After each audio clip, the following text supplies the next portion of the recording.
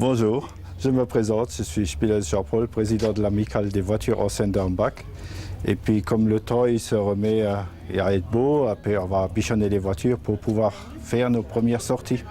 Alors là je vais vous présenter une voiture qui est en cours de restauration. Alors je pense que d'ici un mois elle sera finie, alors je vais vous montrer ça.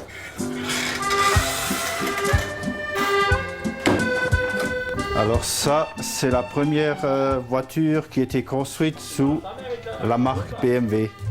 Alors c'est une BMW Dixie de 1930 que j'ai trouvé, que j'ai racheté derrière Saarbrück, complètement refaite. Le moteur tout a été refait à neuf, la carrosserie, tout. C'est une carrosserie en aluminium, hein. Ça existe, c'est très rare. Et puis l'intérieur, on a complètement refait. C'est-à-dire une voiture ne se restaure pas tout seul, on est toujours plusieurs à restaurer. Et j'ai refait complètement l'intérieur. Alors ça roule à une vitesse de 30-40 km/h. Et ça s'allume avec la manivelle comme à l'époque. C'est une voiture un peu spéciale. Alors derrière vous avez une Juma 4 de 1954 qui a été complètement restaurée il y a 3 ans. Alors on l'a mis à nu, on l'a complètement restauré, puis on a refait l'intérieur, le bois, tout. Boiserie, tout a été refait à neuf. Alors on est tout fiers quand on peut les astiquer, les sortir, bichonner un peu et montrer ça au public. Hein. Ensuite, ici vous avez une 4 chevaux que j'ai récupérée il y a 7-8 ans. Et puis qu'on a aussi refait à l'intérieur. Hein. Elle est de 54. Hein. On a refait le ciel de toit, le cuir, le moteur, tout a été refait. Alors ça remet à l'époque quand on était jeune. Hein. Ensuite, je vais vous présenter Charles. Ils sont tous en train d'astiquer leur voiture. Là. Alors ça c'est Charles, c'est un membre de l'amicale d'Hambach. Il a une Bugatti, hein. Charles, explique-moi sur ta voiture. Alors, de quelle année qu'elle est encore? C'est un modèle de 1927.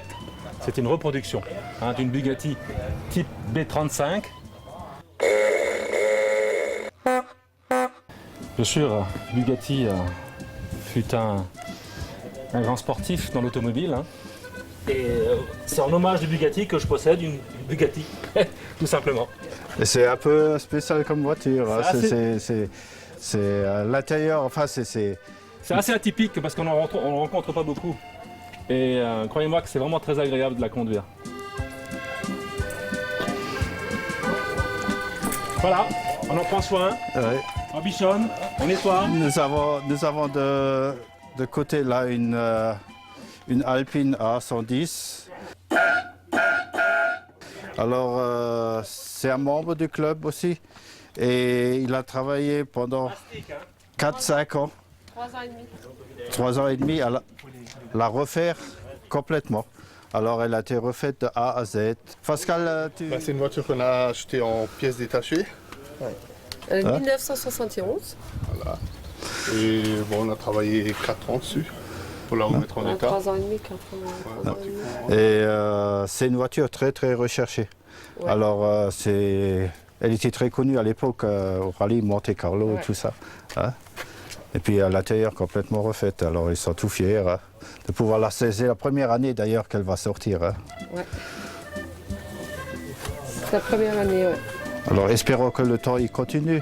Ouais. Ça c'est une 4 chevaux de 1955, voilà, modèle sport avec ce qui est exceptionnel aussi, il y a le toit ouvrant. Hein. Qui fonctionne.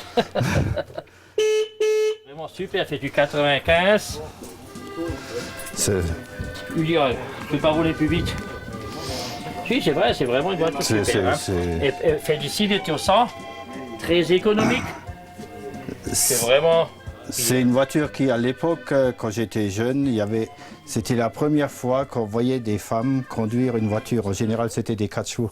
C'était très connu, hein, et très apprécié par les dames. Disons avoir la voiture de tout le monde, c'est ça.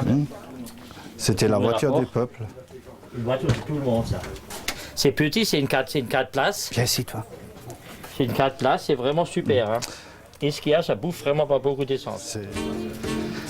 Alors ça, c'est une voiture, c'était pas n'importe qui avait ça, c'était une Delahaye.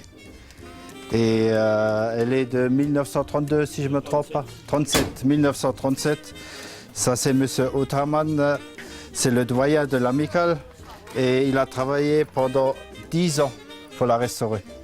Alors, inversement à ce qu'on croit, il y a beaucoup de menuiserie dessus. Hein.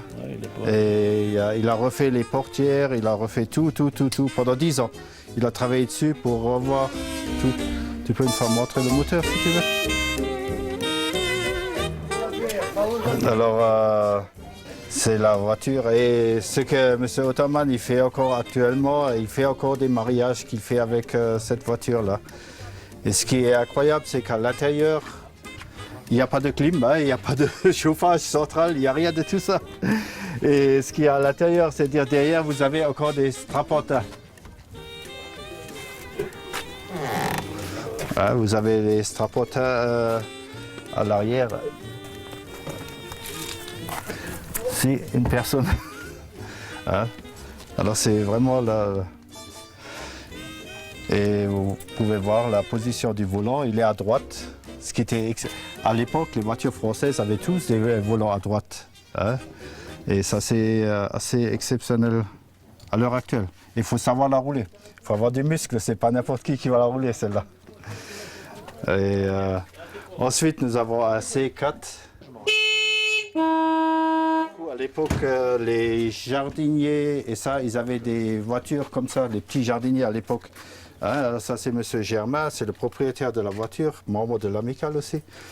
Il l'a complètement restauré, il l'a récupéré, il l'a restauré. Et puis si tu as quelque chose à dire là encore Germain, alors, le moteur. Ce véhicule il vient de Plombières, dans les Vosges.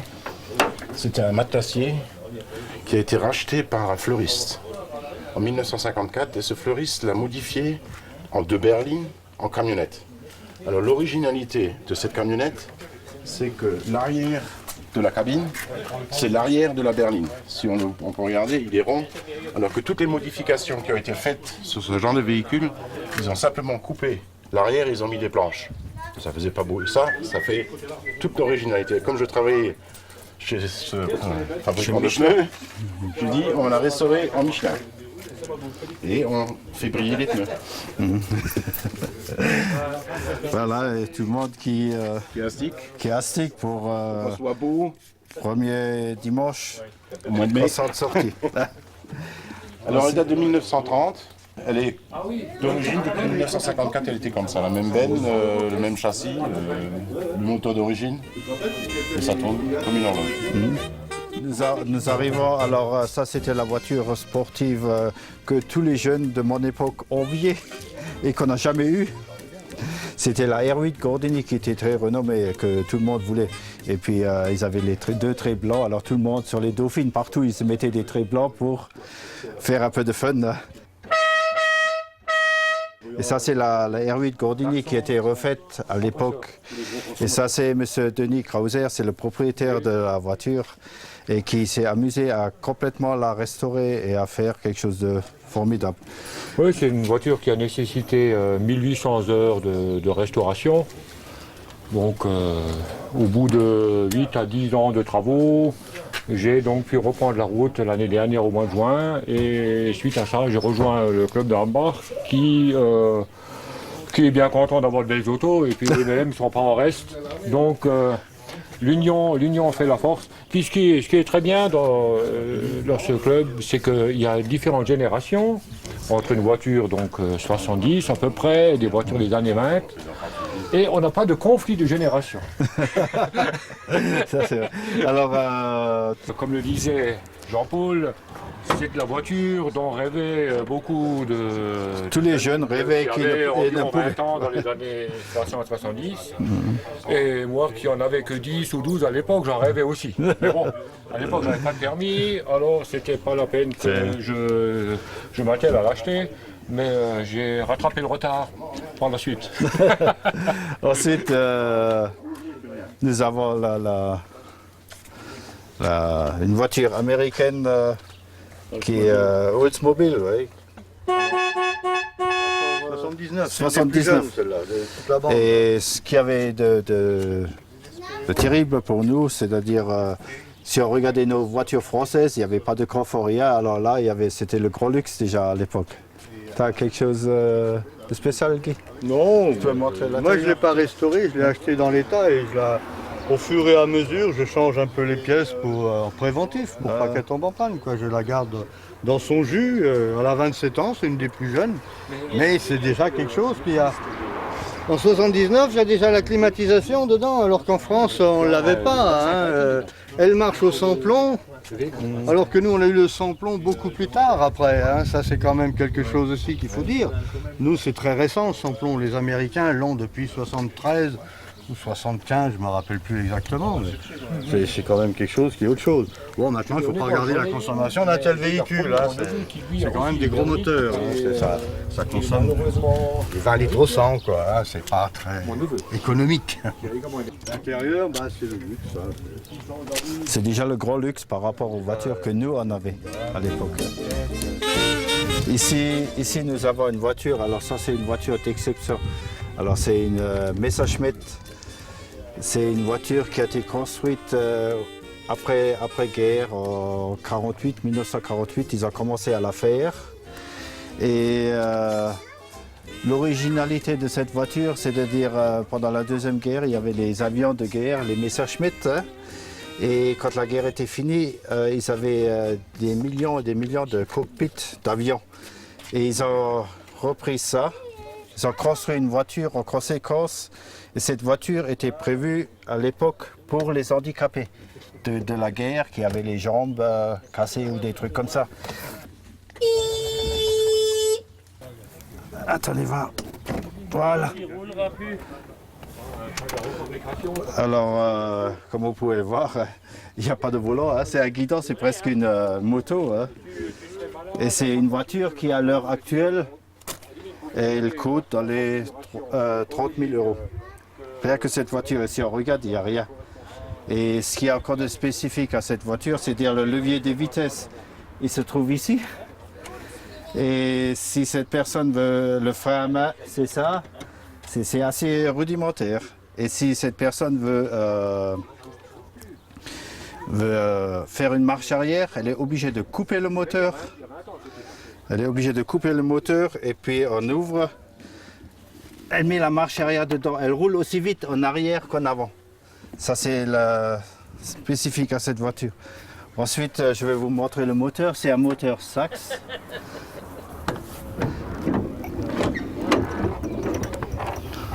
Un moteur de moto. C'est un moteur Sachs. Alors, c'est un cylindre, c'est tout. C'est vraiment... mais elle a une valeur énorme, elle est recherchée. Alors, c'est très, très recherché, ces voitures. 4 marches arrière. 4 marches arrière, 4 marches avant. Alors, il coupe le moteur, il met la marche arrière. Et c'est incroyable. Et ça roule à 90-100 à l'heure. Hein? Facile. On était sur l'autoroute une fois derrière lui, alors avec la Juva 4 et la 4 chevaux, il fallait suivre. Et puis ça part, hein? C'est incroyable comme voiture. Et c'est un monsieur de 75 ans, monsieur Grund Eric, 75 ans. Ça fait au moins 20 ans qu'il l'a. Et qu'il... on lui enlève la voiture, c'est comme si on lui couperait une jambe ou quelque chose, c'est terrible. Hein? Il a bichonné, là ce matin il est venu, il l'a bichonné pendant 2-3 heures, il l'a laissé avec regret, et il a dû partir et il va venir la chercher après. Alors c'est quelque chose de spécifique avec tout le monde, toutes les foires, ils sont autour, alors toutes les autres voitures on peut les oublier. Hein. C'est un peu spécial. Bon, c'est un peu l'ensemble des voitures que nous avons là ce soir.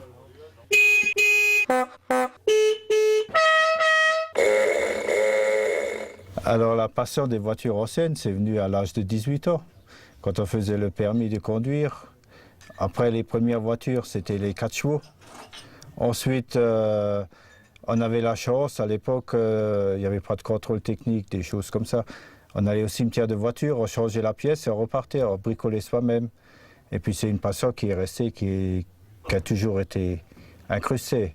Et puis une fois que les enfants étaient partis, une fois mariés, les enfants partis, on a relancé l'affaire, c'est-à-dire j'ai repris le goût à acheter des voitures anciennes, à les retaper. Quand on a des voitures anciennes, il faut avoir une bonne épouse, hein, parce qu'il faut qu'elle suive. Et ça, c'est une bonne chose. Après, il y a eu plusieurs collègues, on s'était rassemblés pour réparer, pour faire. Puis il y a eu l'idée de créer une amicale. On a créé une amicale, on était 6 personnes au départ. Et maintenant, on est une trentaine. Et puis, je crois que c'est pas fini de s'étendre. Hein. C'est vraiment convivial et un qui aide l'autre. Et c'est une passion qui, quand elle nous tient, c'est terrible. Bon, c'est à peu près ce que j'avais à dire.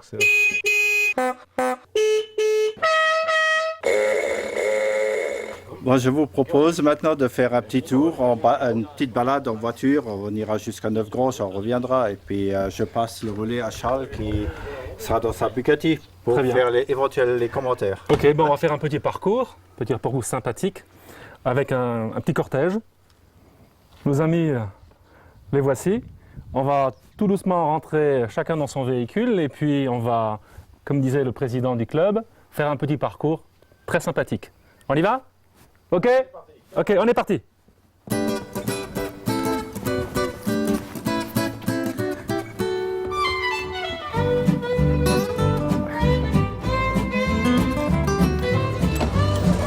Allez, c'est parti.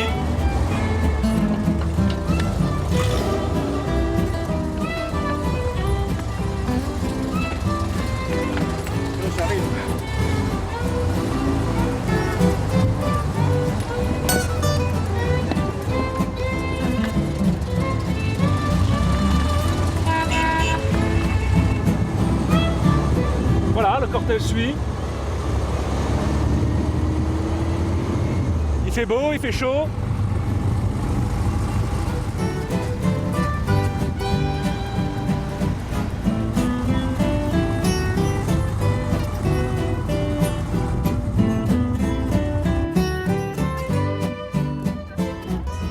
Alors cette passion, elle est née depuis l'âge de 8 ans.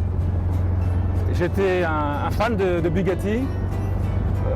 Étant enfant, j'ai construit des petites maquettes en plastique Bugatti. Et un jour, je me disais, un jour j'en aurai une. Et ben voilà, le rêve est devenu une réalité.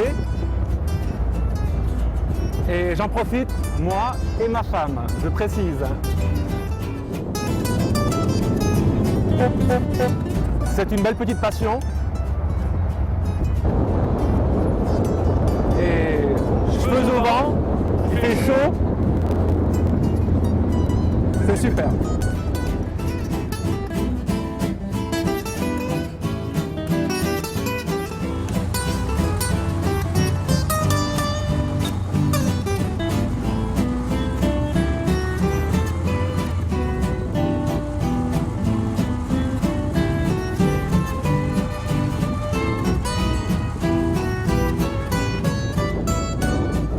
On peut voir les passants qui sont très curieux.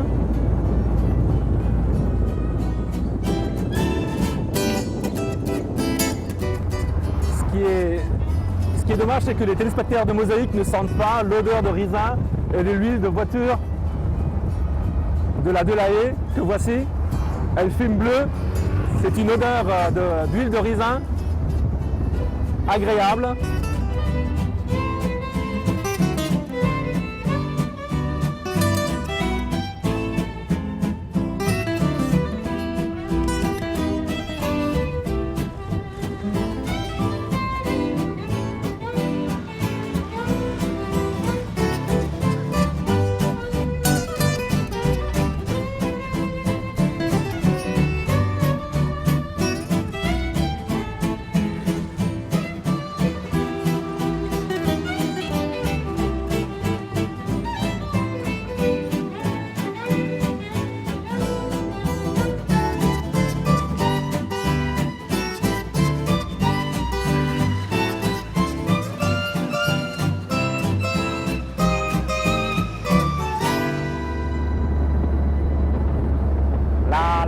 la la la la la la la la la la la la la.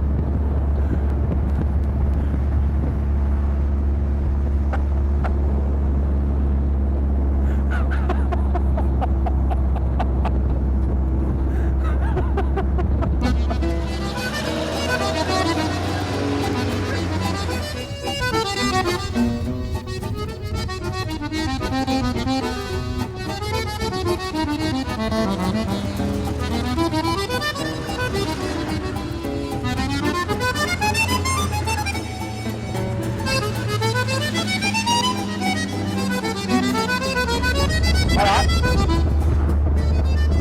Petite promenade réussie.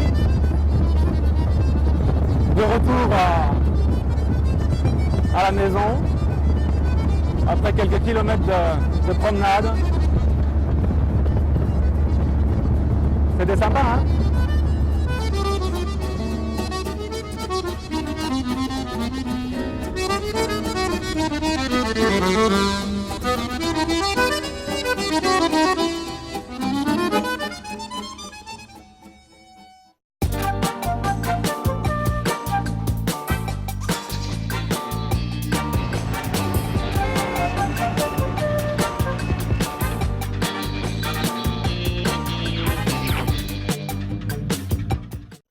Merci Jean-Paul de nous avoir fait partager votre passion et longue vie à ces belles grand-mères. C'est déjà fini pour aujourd'hui, je vous souhaite un bon week-end et à la semaine prochaine.